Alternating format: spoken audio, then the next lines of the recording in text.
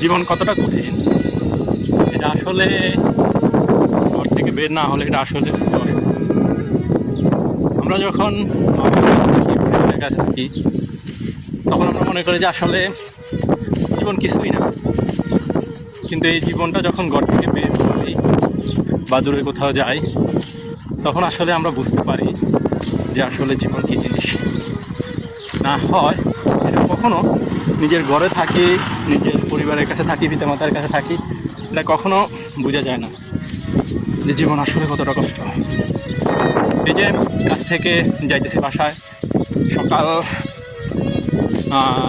6:50,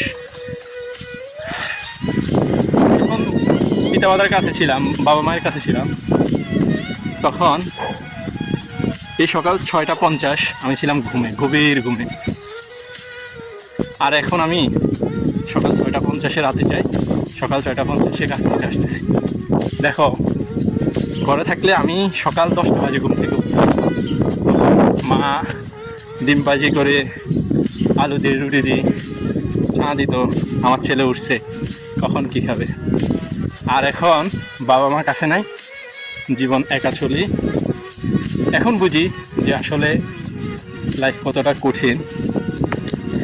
আর এখন সকালে নাস্তা থাকতে হবে কথা, সকালে ঘুম থেকেও হয় না।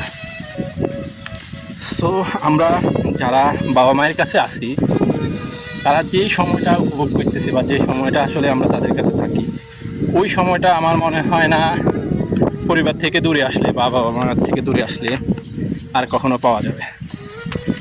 আসলে তোমরা যারা যেখানে যে যার বাবা মায়ের কাছে আসো, সময়টা খুব ভালো কাটাও, খুব উপভোগ করাও। একবার বের হলে এই সময়টা জিন্দিগানিতে পাবা না। যেমন ছোটোবেলায় যখন তুমি ছোটো ছিলা, স্কুলে পড়তা, ওই সময়টা যেমন আর পাবা না, সেম বাবা মায়ের কাছে থাকা সময়টাও তোমরা আর পাবা না। এটাই জীবন, আর এটাই বাস্তবতা। কেননা আগে বাবা বলতো যে বাবা তুই আগে আমার মতো করে দেশের বাহিরে যা, তখন বুঝতে পারবি যে বাবা কতটা কষ্ট করছে। আর আজকে আমি বুঝি যে আসলে হ্যাঁ, বাবা দেশের বাহিরে থেকে কতটা কষ্ট করছে। এই যে সময়টায় আমি এখন বাসায় যেতেছি, কোথায় ঘুম, কোথায় নাস্তা, কোথায় সেই সকাল 10টা বাজে ঘুম থেকে ওঠা, কোথায় ঘুম থেকে উঠে ফোন টিপা, এগুলো আসলে আর হয় না, আর এগুলো হবেও না মনে হয় না।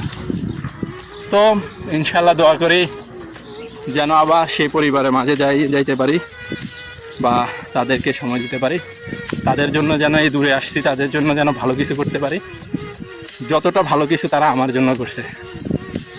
তো আমার বাবা মা বা যাদের সন্তান দেশের বাইরে আছে তাদের বাবা মা সবাই যেন ভালো থাকে, আর সবার সন্তানের জন্য যেন সবাই দোয়া করে।